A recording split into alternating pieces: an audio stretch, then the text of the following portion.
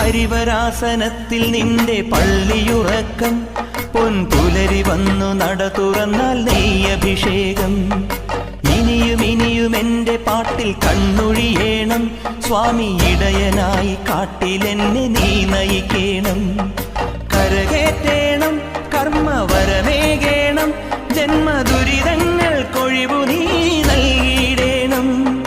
കുഞ്ഞുനാൾ മുതൽക്കെനിക്ക് കണ്ണറിഞ്ഞ സൂര്യനായി, വിണ്ണലിഞ്ഞ ചന്ദ്രനായി നിന്റെ സ്വരൂപം.